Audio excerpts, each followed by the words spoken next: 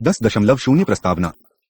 अंतर्राष्ट्रीय नागरिक शक्ति के रूप में यूरोपीय संघ यूरोपियन यूनियन ईयू का उदय, जो अमेरिका तथा पूर्व सोवियत संघ की प्रतिष्ठा का मुकाबला कर सके, पिछले 30 वर्षों के अंतर्राष्ट्रीय संबंधों में अत्यधिक महत्वपूर्ण विषय रहा है। 1 जनवरी 1968 में स्थापित यूरोपीय समुदाय यूरोपियन कम्युनिटी ईसी ने द्वितीय विश्व युद्ध के परिणामस्वरूप विध्वंस पश्चिमी यूरोप के पुनर्वास व पुनर्निर्माण में केंद्रीय भूमिका निभाई है। विश्व का सबसे बड़ा व्यापारिक समूह होने के कारण यह अमेरिका तथा जापान का प्रमुख प्रतिस्पर्धी बन गया है। इसके बावजूद कि यह प्रारंभिक 6 सदस्यों से बढ़कर 27 सदस्यों का गुट हो जाने के बावजूद इसने यूरोपीय मुक्त बाजार संघ यूरोपियन फ्री ट्रेड एसोसिएशन एफ्टा के बाकी सदस्य राज्यों के साथ वृहत मुक्त व्यापार क्षेत्र स्थापित कर लिया है। अफ्रीका, कैरेबियन तथा पैसिफिक के 50 से अधिक राज्यों के साथ साझेदारी व समझौते स्थापित कर लिए हैं तथा तृतीय विश्व के देशों के साथ रियायती संबंध कॉन्सेशनरी रिलेशंस स्थापित कर लिए हैं।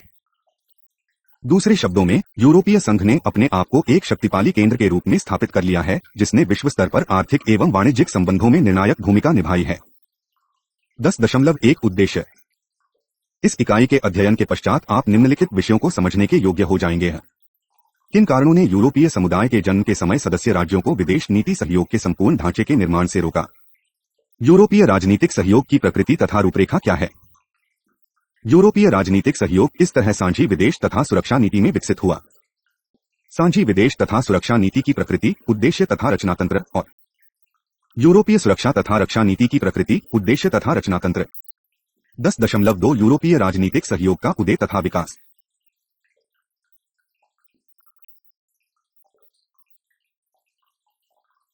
यूरोपीय राजनीतिक सहयोग का उदय तथा विकास। ध्यान देने योग्य बात यह है कि यूरोपीय संघ की आर्थिक महत्ता ने इसकी राजनीतिक प्रतिष्ठा को भी काफी बढ़ा दिया है। 25 मार्च 1967 में हस्ताक्षरित रोम की संधि, जिसमें 6 मूल सदस्यों France, Germany, Italy, Belgium, Netherland, Luxembourg ने यूरोपीय समुदाय की रचना की, का प्रमुख चरित्र आर्थिक था, क्योंकि इसमें इन 6 सदस्यों के बीच एक सीमा शुल्क समुदाय कस्टम यूनियन की बात कही गई थी, जिसमें कृषि, परिवहन, वाणिज्य के क्षेत्र में साझी नीतियों होगी तथा समुदाय के कार्यों की देखरेख के लिए साझी संस्थाएं होंगी। इन सदस्य राज्यों ने विदेशी तथा सुरक्षा नीतियों को जानबूझकर समुदाय के कार्यक्षेत्र से बाहर रखा। 1950 के दशक में यूरोपीय सुरक्षा समुदाय के निर्माण के विचार को फ्रांस के विरोध के कारण त्याग देना पड़ा। इस असफलता का मूल कारण यह था कि कोई भी प्रभुसत्ताधारी राज्य मूलतः राजनीतिक क्षेत्र में उन्नतिशील यूरोपीय एकीकरण नहीं बांधता था। 8 राजनीतिक मामलों में सहयोग का मुद्दा रोम की संधि, जिसने यूरोपीय समुदाय को संवैधानिक ढांचा प्रदान किया, से बाहर रखा गया। तथापि इन विषयों पर अंतरसरकारी सहयोग यूरोपीय समुदाय की कार्यप्रणाली का अभिन्न अंग बन गया।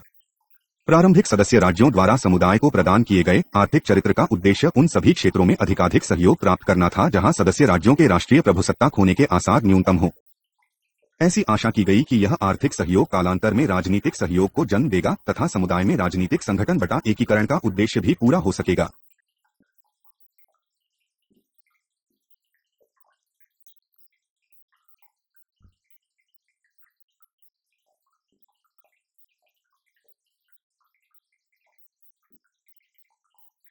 उन्नीस के अंत तक सीमा शुल्क के अवरोधों की समाप्ति तथा गैर यूरोपीय समुदाय के देशों से यूरोपीय समुदाय के देशों में आने वाले सामानों पर साझे विदेशी सीमा शुल्क की शुरुआत से यूरोपीय साझा बाजार ने मूल आकार का रूप ले लिया। अब हम आने वाले पृष्ठों में यूरोपीय संघ के सदस्यों के बीच विदेश नीति सहयोग के क्षेत्र में संरचनात्मक उदय तथा विकास की विस्तार से चर्चा करेंगे, जो यूरोपीय राजनीतिक सहयोग यूरोपियन पॉलिटिकल कोऑपरेशन ईपीसी से आरंभ हुआ तथा मैस्ट्रिक्ट संधि एवं नाइस संधि के माध्यम से सांझी विदेश तथा सुरक्षा नीति common foreign and security policy CFSP के रूप में विकसित हुआ। इस प्रक्रिया में एक यूरोपीय सुरक्षा तथा रक्षा नीति भी उभर कर आई है। यूरोपीय राजनीतिक सहयोग के लिए आवश्यक रचनातंत्र ने 1970 के प्रारंभिक वर्षों में आकार लेना आरंभ कर दिया था।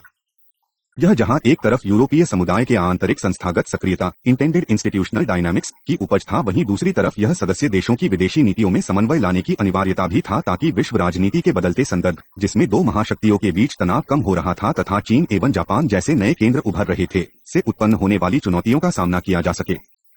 यूरोपीय संघ के अंदर आयोग कमीशन, जो यूरोपीय समुदाय यूरोपीय संघ का नौकरशाही ढांचा है, तथा सदस्य राज्यों, जिनका प्रतिनिधित्व मंत्रिपरिषद करता है, में यूरोपीय संगठन बटा एकीकरण की प्रगति को लेकर आंतरिक शक्ति संघर्ष ने राजनीतिक सहयोग के लिए एक रचनातंत्र स्थापित करने का रास्ता स्पष्ट किया, जिसने मैस्ट्रिक्ट संधि के लागू होने से पहले विदेश नीति समन्वय के यंत्र के रूप में कार्य किया।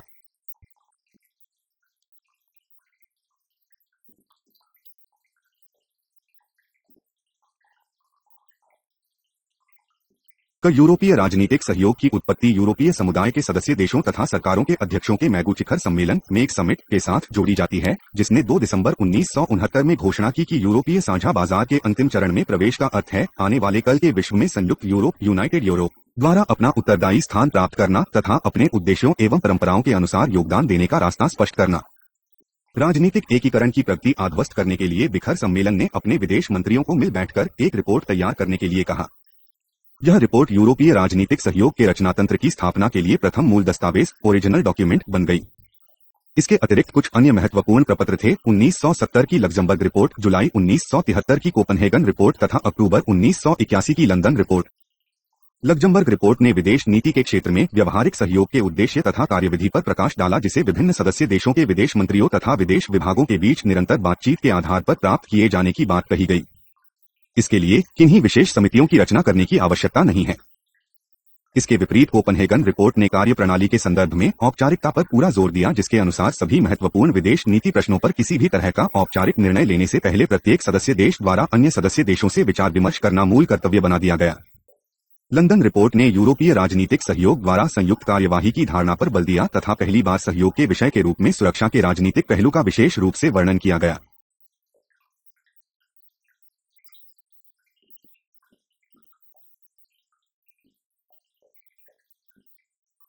यूरोपीय राजनीतिक सहयोग के अंतर्गत विदेश नीति समन्वय के विकास में मील का अगला पत्थर 1987 का एकल यूरोपीय अधिनियम सिंगल यूरोपियन एक्ट सी था, जिसका प्रमुख उद्देश्य यूरोपीय समुदाय को यूरोपीय संघ बनाने के प्रयत्नों को पुनः प्रोत्साहित करना था। राजनीतिक सहयोग के क्षेत्र में इसकी इच्छा थी कि सदस्य राज्यों द्वारा किसी भी संयुक्त कार्यवाही के लिए सक्रिय परामर्शों को प्रोत्साहित करके, सामो विचारों का विकास करके, साझे सिद्धांत तथा उद्देश्य परिभाषित करके तथा सबसे महत्वपूर्ण सुरक्षा के आर्थिक तथा राजनीतिक पहलुओं पर विभिन्न सदस्य राज्यों के विचारों में समन्वय करके यूरोपीय राजनीतिक सहयोग के रचनातंत्र को और अधिक सशक्त किया जाए। एकल यूरोपीय अधिनियम ने जहां यूरोपीय संघ की विदेशी पहचान को स्पष्ट आकार दिया, वहीं यूरोपीय राजनीतिक सहयोग, जो अंतर सरकारी संस्था थी, तथा यूरोपीय समुदाय अधिराष्ट्रीय में कानूनी पृथकता को बनाए रखा गया। तथापि इस अधिनियम का वास्तविक महत्व यह था कि राजनीतिक सहयोग की कार्यप्रणाली के मूल तत्वों, जो 1970 से विकसित हो रहे थे, को पहली बार एक अंतर्राष्ट्रीय संधि में निहित किया गया। इसके पहले अनुच्छेद में ही कहा गया कि यूरोपीय समुदाय के सदस्य संयुक्त रूप से यूरोपीय विदेश नीति का निर्माण व उसका कार्यान्वयन करेंगे। इस अधिनियम का एक अन्य प्रावधान सुरक्षा सहयोग का औपचारिक समावेश था, हालांकि यह यूरोपीय राजनीतिक सहयोग के बांचे के अंतर्गत किया गया।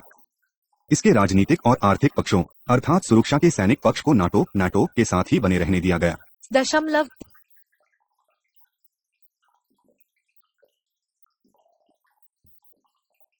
10.3 साझी विदेश तथा सुरक्षा नीति का विकास। यूरोपीय समुदाय के अंतर्गत साझी विदेश तथा सुरक्षा नीति का स्तंभ 1993 में मैस्ट्रिक्ट संधि अपनाने के बाद अस्तित्व में आया, जिसे आधिकारिक भाषा में यूरोपीय संघ की संधि treaty of European union (TEU) का नाम दिया गया। मैस्ट्रिक्ट संधि की पृष्ठभूमि शीत युद्ध का अंत था, जब यूरोपीय संघ पर वृहत अंतर्राष्ट्रीय उत्तरदायित्व पड़ा, जैसे पूर्वी यूरोपीय देशों में शांति तथा सुरक्षा प्रदान करना। जर्मनी के एकीकरण के बाद यूरोपीय संघ जैसे ही संगठन प्रक्रिया को और अधिक गहन बनाने की कोशिश कर रहा था। इस नई विश्व व्यवस्था के लिए यूरोपीय राजनीतिक सहयोग अधूरा दिखाई देने लगा। अतः इसका स्थान लेने के लिए मैस्ट्रिक्ट संधि द्वारा साझी विदेश तथा सुरक्षा नीति की स्थापना की गई। साझी विदेश तथा सुरक्षा नीति की संस्थागत संरचना यूरोपीय राजनीतिक सहयोग से बहुत अधिक भिन्न नहीं है। इस संधि के अनुसार साझी विदेश तथा सुरक्षा नीति का उद्देश्य साझी यूरोपीय नीति का कार्यान्वयन करते हुए अंतर्राष्ट्रीय स्तर पर यूरोपीय समुदाय की पहचान बनाना है।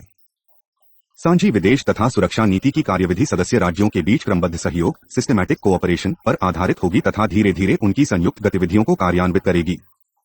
यह समुदाय की संस्थाओं के अधीन होगी अथवा रोम की संधि के अंतर्गत लाई जाएगी, अर्थात इसके सभी कार्य अंतरसरकारी होंगे।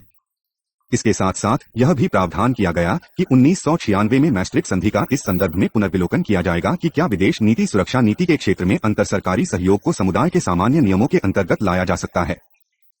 जहां तक साझी विदेश तथा सुरक्षा नीति के नीति निर्णयों का प्रश्न है, इसके लिए सामान्य दिशानिर्देश यूरोपीय परिषद द्वारा तय किए जाते हैं तथा विदेशी मामलों की मंत्री परिषद इन्हें कार्यान्वित करने का निर्णय लेती है। साझी विदेश तथा सुरक्षा नीति के विषयों के लिए एक राजनीतिक समिति यूरोपीय परिषद के लिए कार्यक्रम तैयार करती है। इस समिति की सहायता यूरोपीय संवाददाता, कोरेस्पोंडेंट्स तथा साझी विदेश तथा सुरक्षा नीति के कार्यकारी समूह वर्किंग ग्रुप्स करते हैं। यूरोपीय आयोग इस सारी निर्णय प्रक्रिया में पूरी तरह शामिल रहता है। यूरोपीय संसद भी अपने परामर्श द्वारा समय समय पर अपनी सिफारिशें देती रहती है। हालांकि इन्हें निर्णयों में शामिल करना अनिवार्य नहीं है। यहाँ यह उल्लेखनीय है कि सांझी विदेश तथा सुरक्षा नीति की प्रक्रिया में यूरोपीय न्यायालय की कोई भूमिका नहीं है,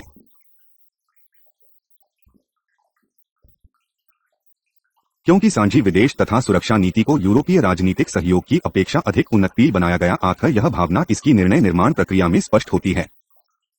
यूरोपीय समुदाय तथा सांझी विदेश तथा सुरक्षा नीति स्तंभ के बीच कार्यविधि को सुसंगत बनाए रखने के लिए सदस्य राज्यों के साथ साथ आयोग को भी अपने प्रस्ताव प्रस्तुत करने की शक्ति दी गई है।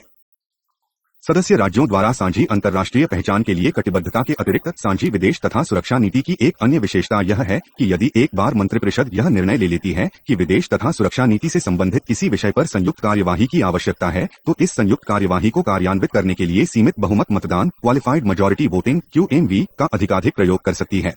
हालांकि सीमित बहुमत मतदान का आज तक कभी भी प्रयोग नहीं किया गया, जो इस बात का संकेत है कि सदस्य राज्य अधिकतर सर्वसम्मति से निर्णय लेने के इच्छुक रहते हैं। एक अन्य विशेषता है कि जहां यूरोपीय राजनीतिक सहयोग यूरोपियन पॉलिटिकल कोऑपरेशन EPC का अपना कोई बजट नहीं था, सदस्य राज्यों को इसका भार स्वयं वहन करना होता था, वहां सांझी विदेश तथा सुरक्षा नीति की गतिविधियों को यूरोपीय समुदाय के बजट से निधिकरण किया जा सकता है।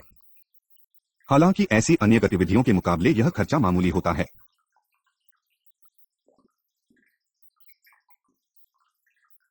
1980 के दशक में संयुक्त राज्य अमेरिका में रेगन प्रशासन के अंतर्गत जब शीत युद्ध का दूसरा दौर आरंभ हुआ, तब यूरोपीय समुदाय के कुछ सदस्यों ने सुरक्षा तथा रक्षा के लिए पश्चिमी यूरोपीय सहयोग वेस्टर्न यूरोपियन कोऑपरेशन WEC की बात कही। इस कार्य के लिए यूरोपीय राजनीतिक सहयोग अपने निश्चित क्षेत्राधिकार के कारण अधूरा था। 1984 में पश्चिमी यूरोपीय संघ वेस्टर्न यूरोपियन यूनियन WEL को एक ऐसे मंच के रूप में पुनः स्थापित करने का निर्णय लिया गया जो कंबल यूरोपीय संरचना के अंतर्गत रक्षा संबंधी मामलों पर विचार विमर्श करेगा। पश्चिमी यूरोपीय सहयोग, जिसे पारस्परिक रक्षा संधि के आधार पर 1954 में स्थापित किया गया था और जो शीत युद्ध के काल में मृतप्राय हो गया था, धीरे धीरे यूरोपीय राजनीतिक सहयोग के साथ जुड़ गया।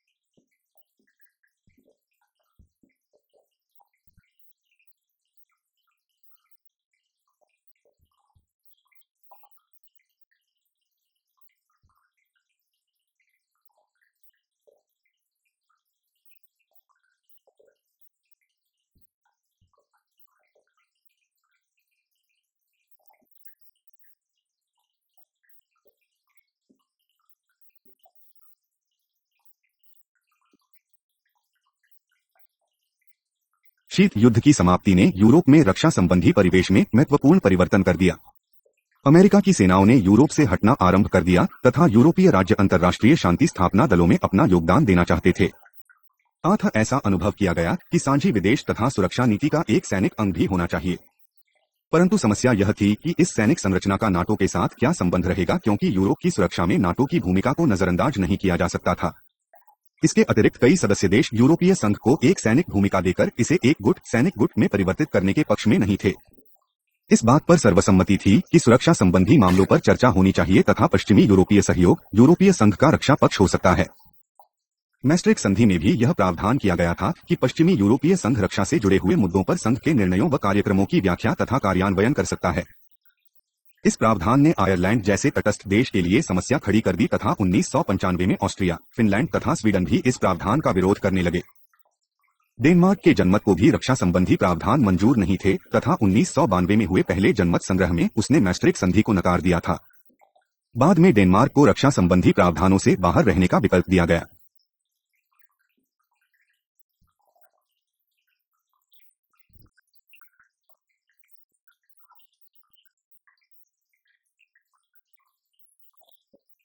डेनमार्क के जनमत को भी रक्षा संबंधी प्रावधान मंजूर नहीं थे तथा 1992 में हुए पहले जनमत संग्रह में उसने मैस्ट्रिक्ट संधि को नकार दिया था। बाद में डेनमार्क को रक्षा संबंधी प्रावधानों से बाहर रहने का विकल्प दिया गया। अन्य समस्याएं पश्चिमी यूरोपीय संघ द्वारा यूरोपीय संघ के सुरक्षा अंग के रूप में कार्य करने के दौरान खड़ी हुई। सबसे पहली समस्या यह थी कि पश्चिमी यूरोपीय संघ के पास सुरक्षा मामलों से संबंधित निर्णयों को लागू करने की क्षमता नहीं थी। जून 1992 में पीटर्सबर्ग में अपनाए गए घोषणा पत्र में पश्चिमी यूरोपीय संघ ने स्पष्ट किया कि यह कंबल मानवीय तथा बचाव कार्यों, शांति सेना तथा संकट निवारण जैसे कार्यों में हिस्सा लेगी, साझी सुरक्षा में नहीं। इन्हें पीटर्सबर्ग कार्य, पीटर्सबर्ग टास्क्स का नाम दिया गया क्योंकि सदस्य राज्यों ने अपनी सेनाओं का प्रयोग केवल पीटर्सबर्ग कार्यों के लिए किया। आर्थिक संसाधन भी इन्हीं के अनुसार जुटाए गए, जो कि अपेक्षाकृत काफी सीमित थे। इस कमी को जून 1996 में पूरा करने की कोशिश की गई जब नाटो ने साझे संयुक्त कार्यबल combined joint task forces (CJTFs) का गठन किया, जो पश्चिमी यूरोपीय संघ के नेतृत्व में कार्य कर सकता था तथा नाटो के संसाधनों तथा सुविधाओं का प्रयोग कर सकता था।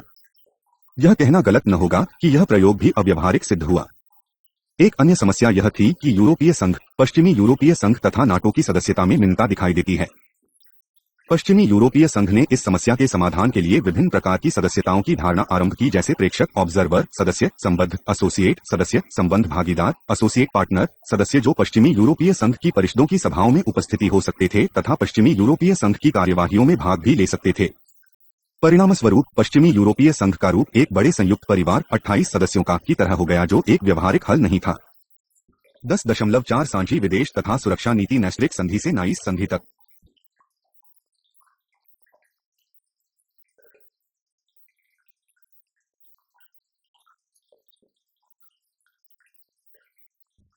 दस दशमलव चार साझी विदेश तथा सुरक्षा नीति मैस्ट्रिक्ट संधि से नाइस संधि तक।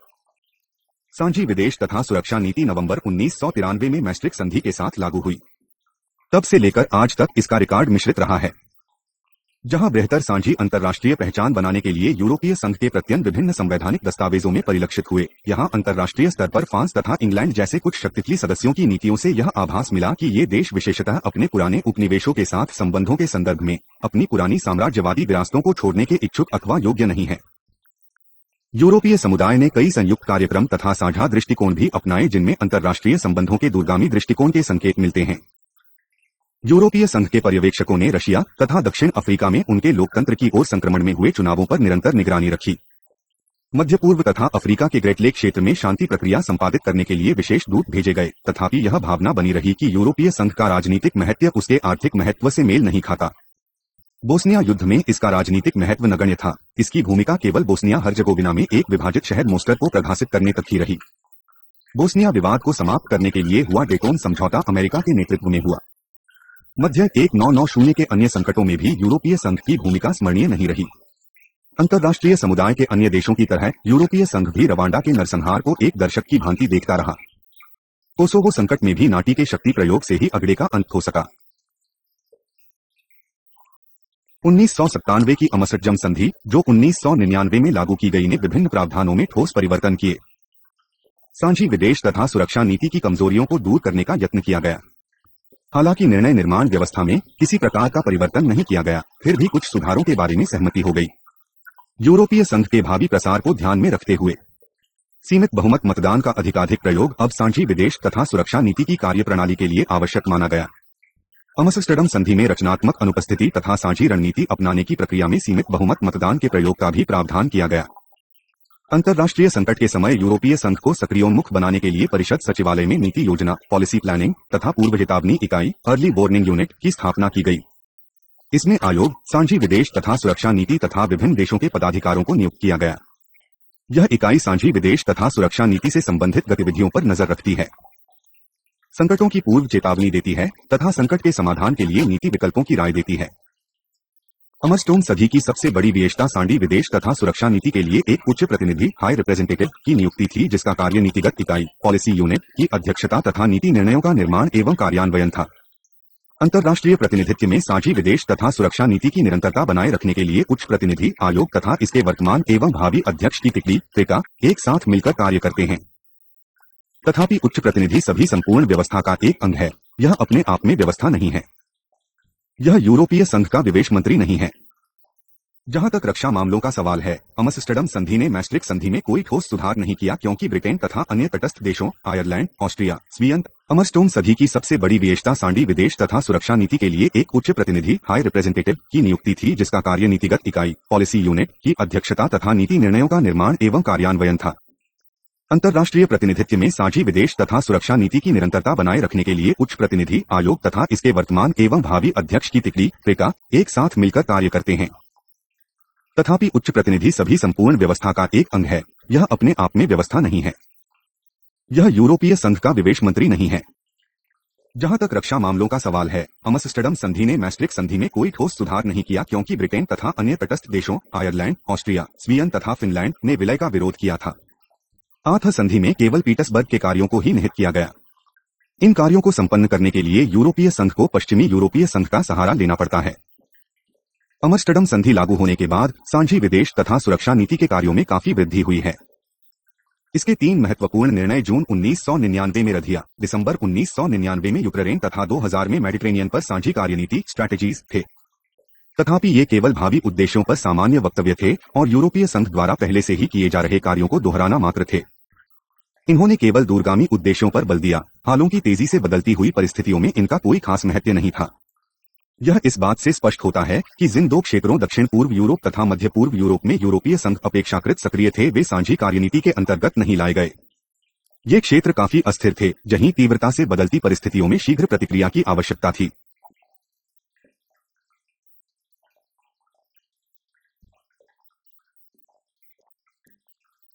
उच्च प्रतिनिधि तथा नीतिगत इकाई के कार्य भी काफी सराहनीय है, परंतु इनके पास वित्तीय तथा मानवीय संसाधनों की काफी कमी रही।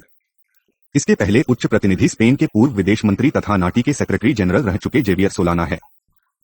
इनकी नियुक्ति अक्टूबर 1999 में हुई थी। मध्य पूर्व की शांति प्रक्रिया तथा पुराने यूगोस्लाविया के मैसेडोनिया के झगड़े के शांतिपूर्ण हल में सराहनीय भूमिका के कारण सोलाना को एक सफल उच्च प्रतिनिधि माना जाता है।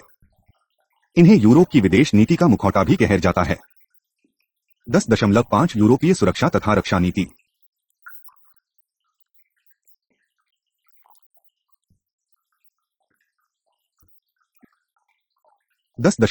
यूरोपीय सुरक्षा तथा रक्षा नीति। नाटो को लेकर फ्रांस तथा ब्रिटेन में गंभीर मतभेदों के बावजूद 1980 के दशक में यूरोपीय समुदाय बटा यूरोपीय संघ के सदस्य देशों के चिंतन में सुरक्षा सहयोग का मुद्दा काफी उभर कर आता रहा। जैसा कि ऊपर चर्चा की जा चुकी है, मैस्ट्रिक्ट संधि में इसे केंद्र बिंदु बनाया गया, जिसमें यह प्रावधान किया गया कि साझी विदेश तथा सुरक्षा नीति का उद्देश्य यूरोपीय संघ के सभी सदस्य राज्यों की प्रत्येक प्रकार की सुरक्षा सशक्त करना, शांति बनाए रखना तथा अंतर्राष्ट्रीय सुरक्षा में वृद्धि करना होगा। परंतु इस क्षेत्र में अमस्टरडम की संधि से पहले ठोस रूप में कुछ नहीं किया जा सका, क्योंकि ब्रिटेन तथा इस जैसे कुछ अन्य देश इस बात पर अड़े रहे कि यूरोपीय संघ की रक्षा का विकास नाटो की साख तथा कार्यविधि को प्रतिकूल रूप से प्रभावित करेगा। इनका मानना था कि नाटो को यूरोप की सुरक्षा का केंद्र बिंदु बने रहना चाहिए। तथापि 1988 में ब्रिटेन की सोच में परिवर्तन हुआ, जब प्रधानमंत्री टोनी ब्लेयर ने फ्रांस, जो पश्चिमी यूरोप की एक अन्य महाशक्ति है, के साथ सेंट मालो पहल स्ट्रीट मालो इनिशिएटिव में इस परिवर्तन का संकेत दिया। सेंट मालो के घोषणा पत्र में कहा गया कि यूरोपीय संघ में अंतर्राष्ट्रीय खतरों पर स्वायत्त कार्यवाही करने की यदि आवश्यकता पड़े तो सैन्य शक्ति का प्रयोग करने की इच्छा एवं योग्यता होनी चाहिए। परंतु ब्रिटेन तथा फ्रांस की यह संयुक्त घोषणा उनके वैचारिक मतभेदों को नहीं छुपा सकी। ब्रिटेन इस पक्ष में था कि यूरोपीय संघ को कहीं भी सैनिक हस्तक्षेप तभी करना चाहिए जब नाटो इसके लिए तैयार न हो या अयोग्य हो, जबकि फ्रांस का विचार था कि नाटो की अब कोई भूमिका नहीं रह गई है। फिर भी इन मौलिक मतभेदों के बावजूद दोनों देश यूरोपीय संघ की सैन्य क्षमता बढ़ाने के लिए तैयार हो गए। 10.5 यूरोपीय सुरक्षा तथा रक्षा नीति। नाटो को लेकर फ्रांस तथा ब्रिटेन में गंभीर मतभेदों के बावजूद 1980 के दशक में यूरोपीय समुदाय बटा यूरोपीय संघ के सदस्य देशों के चिंतन में सुरक्षा सहयोग का मुद्दा काफी उभर कर आता रहा। जैसा कि ऊपर चर्चा की जा चुकी है, मैस्ट्रिक्ट संधि में इसे केंद्र बिंदु बनाया गया, जिसमें यह प्रावधान किया गया कि साझी विदेश तथा सुरक्षा नीति का उद्देश्य यूरोपीय संघ के सभी सदस्य राज्यों की प्रत्येक प्रकार की सुरक्षा सशक्त करना, शांति बनाए रखना तथा अंतर्राष्ट्रीय सुरक्षा में वृद्धि करना होगा। परंतु इस क्षेत्र में आर्मस्टरडम की संधि से पहले ठोस रूप में कुछ नहीं किया जा सका, क्योंकि ब्रिटेन तथा इस जैसे कुछ अन्य देश इस बात पर अड़े रहे कि यूरोपीय संघ की रक्षा का विकास नाटो की साख तथा कार्यविधि को प्रतिकूल रूप से प्रभावित करेगा। इनका मानना था कि नाटो को यूरोप की सुरक्षा का केंद्र बिंदु बने रहना चाहिए। तथापि 1988 में ब्रिटेन की सोच में परिवर्तन हुआ, जब प्रधानमंत्री टोनी ब्लेयर ने फ्रांस, जो पश्चिमी यूरोप की एक अन्य महाशक्ति है, के साथ सेंट मालो पहल स्ट्रीट मालो इनिशिएटिव में इस परिवर्तन का संकेत दिया। सेंट मालो के घोषणा पत्र में कहा गया कि यूरोपीय संघ में अंतर्राष्ट्रीय खतरों पर स्वायत्त कार्यवाही करने की यदि आवश्यकता पड़े तो सैन्य शक्ति का प्रयोग करने की इच्छा एवं योग्यता होनी चाहिए। परंतु ब्रिटेन तथा फ्रांस की यह संयुक्त घोषणा उनके वैचारिक मतभेदों को नहीं छुपा सकी। ब्रिटेन इस पक्ष में था कि यूरोपीय संघ को कहीं भी सैनिक हस्तक्षेप तभी करना चाहिए जब नाटो इसके लिए तैयार न हो या अयोग्य हो, जबकि फ्रांस का विचार था कि नाटो की अब कोई भूमिका नहीं रह गई है। फिर भी इन मौलिक मतभेदों के बावजूद दोनों देश यूरोपीय संघ की सैन्य क्षमता बढ़ाने के लिए तैयार हो गए।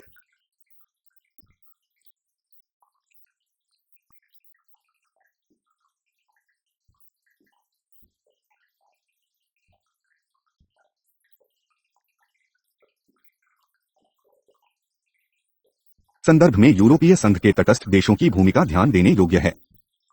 आरंभ में इन देशों ने यूरोपीय संघ के सैन्य पक्ष में कोई विशेष रुचि नहीं दिखाई, परंतु कोसोवो का संकट एक महत्वपूर्ण मोड़ था जब सैन्य संसाधनों के अभाव ने यूरोपीय संघ को हाथिए पर डाल दिया तथा नाटो प्रधानकर्ता बन गया। सेंट मालो के वक्तव्य को जून 1999 की कोलिन्स परिषद में दोहराया गया। दिसंबर 1999 की हेलसिंकी यूरोपीय परिषद में इसे प्रसिद्ध मुख्य लक्ष्य हेडलाइन गोल निश्चित किया गया, जिसके अनुसार 2003 तक यूरोपीय संघ पीटर्सबर्ग कार्यों की संपूर्ण श्रेणी अर्थात मानवतावादी कार्य के लिए 50,000-60,000 क्षमता वाली एक ऐसी सैन्य शक्ति तैयार करने के योग्य हो जाए जिसे 60 दिनों में फैलाया जा सके तथा 1 वर्ष तक बनाए रखा जा सके। नवंबर 2000 में सदस्य राज्यों ने आवश्यकता पड़ने पर निश्चित सैनिक प्रदान करने के लिए स्वीकृति दे दी तथा 9 नवंबर 2001 में इन लक्ष्यों को पूरा करने के लिए आवश्यक साजोसामान तथा अन्य संसाधन जुटाने की कटिबद्धता भी प्रकट की। तथापि अभी भी इसमें कई कमियां हैं।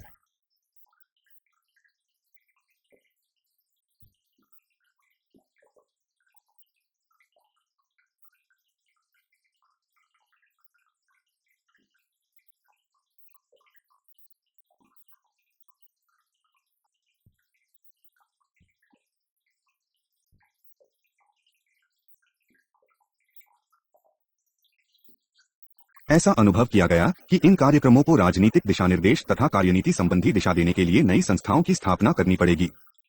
परिणामस्वरूप परिषद की संरचना के अंदर 3 नई संस्थाओं का निर्माण किया गया है। आई राजनीतिक तथा सुरक्षा समिति, political and security committee PACD, सैनिक समिति, मिलिट्री कमिटी तथा 3 सैनिक स्टाफ, मिलिट्री स्टाफ।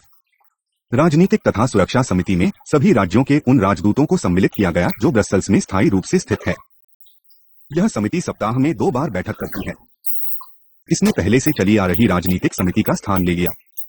राजनीतिक तथा सुरक्षा समिति यूरोपीय संघ की साझी नीतियों के निर्माण व कार्यान्वयन में सहायता करती है, साझी विदेश तथा सुरक्षा नीति के कार्यकारी समूहों वर्किंग ग्रुप्स में समन्वय स्थापित करती है तथा यूरोपीय संघ की सैनिक क्षमताओं को राजनीतिक दिशा प्रदान करती है। राजनीतिक तथा सुरक्षा समिति ब्रसेल्स में स्थित यूरोपीय संघ की अन्य संस्थाओं जैसे आयोग, उच्च प्रतिनिधि, नीतिगत इकाई के साथ भी संबंध सशक्त करने का प्रयत्न करती है।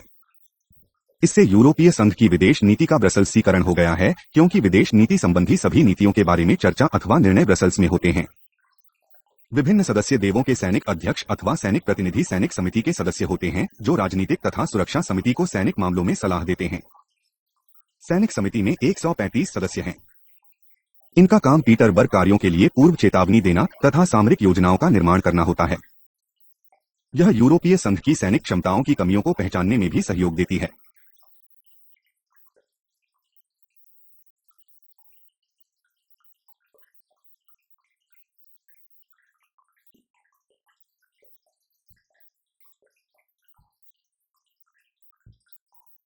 पश्चिमी यूरोपीय संघ के सभी कार्य अन्य संस्थाओं को हस्तांतरित होने के कारण अब यह मृताशय हो गई है। अधिकतर सैन्य पक्ष की देखरेख अब यूरोपीय संघ तथा नाटो की द्विपक्षीय नीति द्वारा निर्देशित होती है।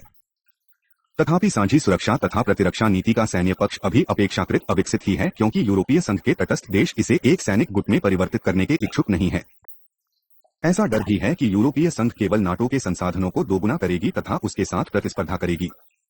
इस प्रकार की प्रतिद्वंद्वता के आसार निकट भविष्य में कम दिखाई देते हैं, क्योंकि पीटर्सबर्ग कार्यों को संपन्न करने के लिए यूरोपीय संघ अभी नाटो के संसाधनों पर निर्भर है। सन 2000 की नाइस राधि में राजनीतिक तथा सुरक्षा समिति के प्राधिकार में वृहत वृद्धि कर दी गई। इससे ऐसी संभावना हुई कि यूरोपीय संघ राजनीतिक तथा सुरक्षा समिति को संकटमोचन कार्यों में राजनीतिक नियंत्रण तथा सामरिक दिशा देने के लिए आवश्यक निर्णय लेने का स्वायत्त अधिकार प्रदान कर देगा। परिणामस्वरूप यूरोपीय सुरक्षा तथा प्रतिरक्षा नीति में राजनीतिक तथा सुरक्षा समिति की भूमिका और महत्वपूर्ण हो गई। ऊपर चर्चित की गई सांझी विदेश तथा सुरक्षा नीति की निर्णय निर्माण प्रक्रिया यह सवाल खड़ा करती है कि विभिन्न सदस्य राज्य कौन से लक्ष्य प्राप्त करना चाहते हैं। मैस्ट्रिक्ट संधि में वर्णित उद्देश्य अपेक्षाकृत अस्पष्ट तथा अत्यधिक सामान्य हैं। ये हैं यूरोपीय संघ के साझे मूल्यों, हितों तथा स्वतंत्रता की रक्षा, यूरोपीय संघ तथा इसके सदस्य देशों की हर हाल में सुरक्षा, शांति बनाए रखना तथा अंतर्राष्ट्रीय सुरक्षा संघटित करना, अंतर्राष्ट्रीय सहयोग को बढ़ावा देना तथा प्रजातंत्र एवं कानून के शासन का विकास तथा सुदृढ़ीकरण और मानवीय अधिकारों के प्रति सम्मान रखना। जून 1992 में यूरोपीय संघ के विदेश मंत्रियों ने सांझी विदेश तथा सुरक्षा नीति के 6 विशिष्ट लक्ष्य स्पष्ट किए हैं। प्रजातंत्र को सशक्त करना तथा मानवीय एवं अल्पसंख्यक अधिकारों का सम्मान करना, क्षेत्रीय सहयोग को बढ़ावा देना, विवादों को रोकने तथा उनके निवारण में योगदान देना, संकटकालीन परिस्थितियों में प्रभावशाली अंतर्राष्ट्रीय सहयोग में योगदान देना।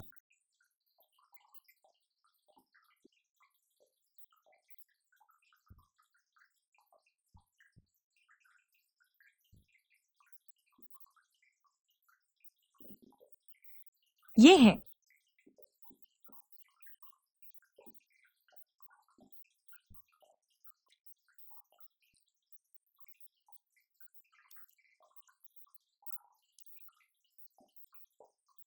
ये हैं यूरोपीय संघ के साझे मूल्यों, हितों तथा स्वतंत्रता की रक्षा, यूरोपीय संघ तथा इसके सदस्य देशों की हर हाल में सुरक्षा, शांति बनाए रखना तथा अंतर्राष्ट्रीय सुरक्षा संघटित करना, अंतर्राष्ट्रीय सहयोग को बढ़ावा देना तथा प्रजातंत्र एवं कानून के शासन का विकास तथा सुदृढ़ीकरण और मानवीय अधिकारों के प्रति सम्मान रखना। जून 1992 में यूरोपीय संघ के विदेश मंत्रियों ने सांझी विदेश तथा सुरक्षा नीति के 6 विशिष्ट लक्ष्य स्पष्ट किए हैं।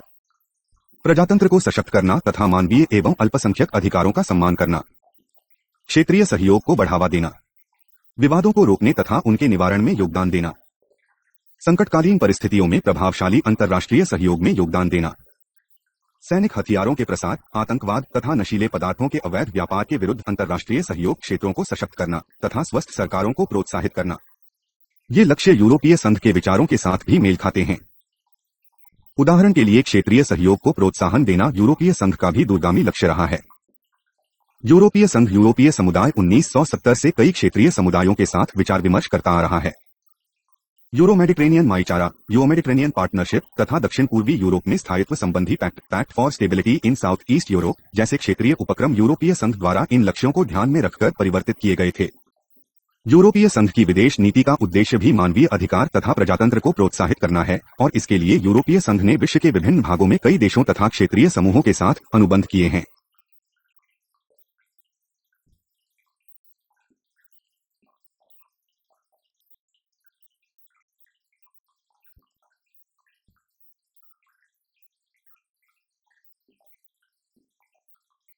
साझे लक्ष्यों के स्पष्टीकरण के बावजूद यूरोपीय संघ ने कभी भी इनकी प्राथमिकताएं स्पष्ट नहीं की।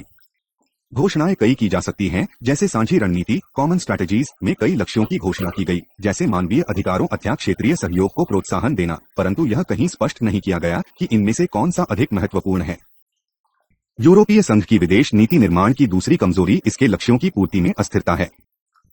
उदाहरण के लिए कई मामलों में यूरोपीय संघ तृतीय विश्व के देशों को मानवीय अधिकारों के उल्लंघन की वजह से उन्हें देने वाली आर्थिक सहायता में कमी कर देता है, जबकि कई मामलों में जहां किसी सदस्य राज्य के राजनीतिक, सुरक्षा अथवा आर्थिक हितों की रक्षा का सवाल आ जाता है, ऐसे उल्लंघनों की अवज्ञा कर दी जाती है।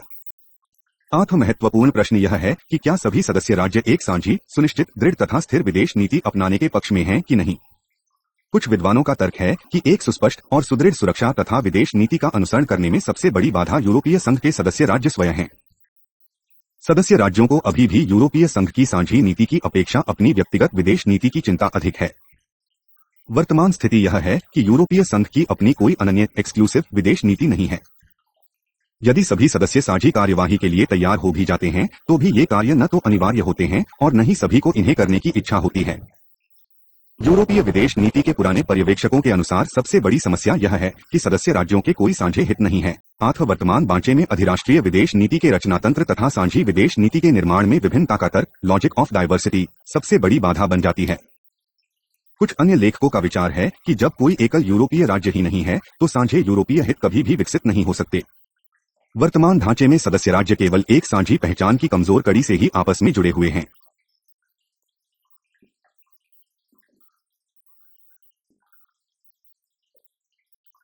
मेलिकन में यूरोपीय परिषद ने यह पुष्टि की कि यूरोपीय संकट प्रबंधन बल यूरोपियन क्राइसिस मैनेजमेंट फोर्स किसी भी कार्यवाही के लिए तैयार है।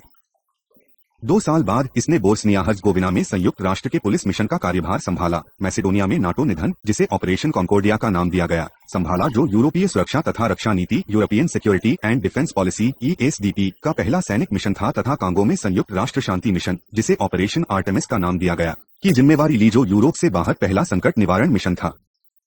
यूरोपीय संघ के 25 सदस्य देशों द्वारा हस्ताक्षरित रोम की संधि, जिसने यूरोप के संविधान की स्थापना की, में साझी विदेश तथा सुरक्षा नीति तथा यूरोपीय सुरक्षा तथा रक्षा नीति के लिए निम्नलिखित प्रस्ताव रखे गए हैं। 1. यूरोपीय संघ के विदेश मंत्री के नए पद की रचना, creation of a new post of union minister for foreign affairs. इस विदेश मंत्री को विदेशी मामलों में पहल करने का अधिकार होगा तथा यह साझी विदेश तथा सुरक्षा नीति एवं यूरोपीय सुरक्षा तथा रक्षा नीति के सभी निर्णयों को कार्यान्वित करने के लिए उत्तरदायी होगा।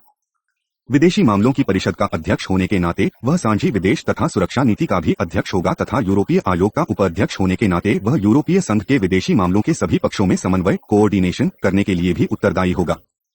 यह यूरोपीय संघ के विभिन्न सदस्य देशों की अंतर्राष्ट्रीय संस्थाओं पर स्थिति में समन्वय करने के लिए जिम्मेदार होगा।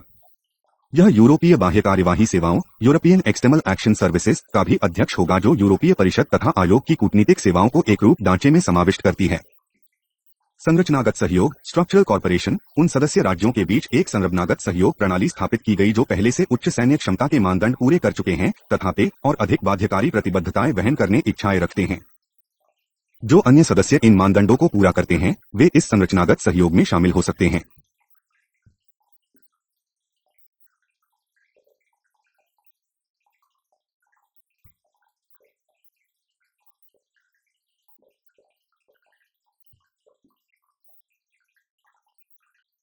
संरचनागत सहयोग स्ट्रक्चरल कॉर्पोरेशन, उन सदस्य राज्यों के बीच एक संरचनागत सहयोग प्रणाली स्थापित की गई जो पहले से उच्च सैन्य क्षमता के मानदंड पूरे कर चुके हैं तथा पे और अधिक बाध्यकारी प्रतिबद्धताएं वहन करने इच्छाएं रखते हैं। जो अन्य सदस्य इन मानदंडों को पूरा करते हैं वे इस संरचनागत सहयोग में शामिल हो सकते हैं। उत्तरोत्तर सहयोग एनहांस्ड कोऑपरेशन, यह धारणा उन सदस्य राज्यों के समूह के लिए आरंभ की गई जो पारस्परिक रक्षा के क्षेत्र में नजदीकी सहयोग चाहते हैं। यूरोपीय शस्त्रीकरण, अन्वेषण तथा सैन्य क्षमता अणीकरण की स्थापना, establishment of European armament research and military capability agency. इस अभिकरण को कई कार्य सौंपे गए, जैसे यूरोपीय सुरक्षा तथा रक्षा नीति की परिचालन क्षमताओं में वृद्धि के लिए आवश्यक सूचना, विश्लेषण, समर्थन, समन्वयन तथा प्रस्ताव आदि तैयार करना। तथापि यूरोपीय संविधान की स्थापना के लिए इस संधि की अनुमोदन प्रक्रिया पूरी नहीं हो सकती, क्योंकि मई 2005 में फ्रांस ने तथा दिसंबर 2005 में नीदरलैंड ने अपने जनमत संग्रहों में इसे भारी मतों से रहकर दिया। अतः उपरोक्त प्रावधानों को अभी तक लागू नहीं किया जा सका है। फिर भी साझी विदेश तथा सुरक्षा नीति की संरचना में ये महत्वपूर्ण सुधार लाने की क्षमता रखते हैं। हालांकि इस संधि का दोबारा अपने मूल रूप में पुनर्जीवित होना काफी मुश्किल है और अभी सभी सदस्य राज्य विचार मंथन काल में है, परंतु इसका अर्थ यह नहीं है कि इसकी संस्थाओं के नवीनीकरण की प्रक्रिया रुक गई है। उदाहरण के लिए ऐसा संभव है कि यूरोपीय बाह्य कार्यपाही सेवाओं को अंतरसरकारी समझौते द्वारा स्थापित कर लिया जाए। यूरोपीय प्रतिरक्षा अभिकरण यूरोपियन डिफेंस एजेंसी पहले से ही संवैधानिक संधि से अलग स्वतंत्र रूप से कार्य कर ही रही है।